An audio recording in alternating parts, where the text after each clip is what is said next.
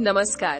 आजच्या धावपळीच्या आणि मोबाईलच्या युगात पालकांसमोर एक मोठा प्रश्न असतो. आपल्या मुलांना संस्कारांची आणि देवाधर्माची गोडी कशी लावायची. विशेषतः अक्कलकोटच्या स्वामी समर्थांची सावली त्यांच्यावर सदैव राहावी असं प्रत्येक पालकाला वाटतं.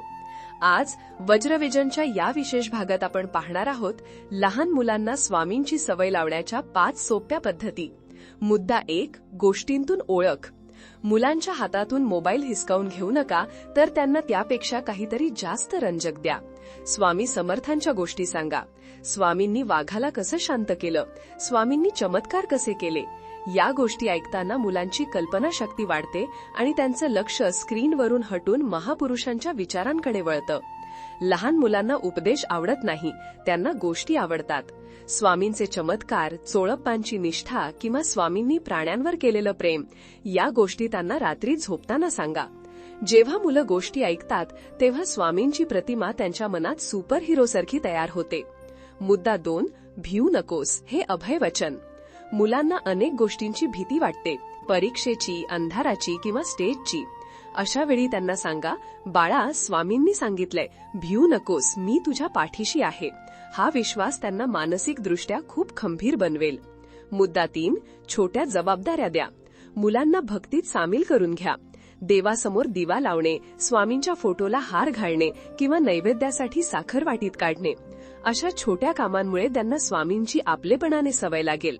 मुलांच्या हातून स्वामींना साखर किंवा दूध अर्पण करायला लावा.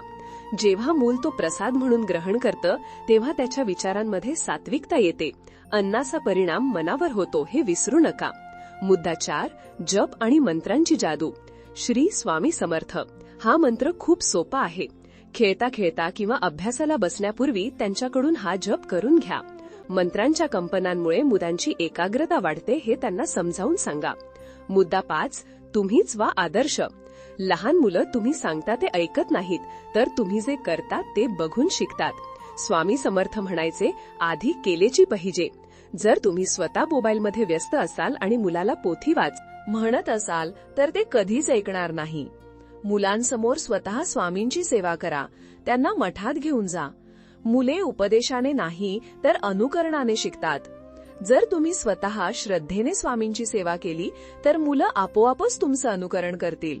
स्वामींची भक्ती म्हणजे केवळ कर्मकांड नाही, तर ती एक जीवनशैली आहे. लहानपणी जर स्वामींचे संस्कार झाले तर ही मुलं आयुष्यातील कोणत्याही संकटाला हस्तमुखाने सामोरी जातील.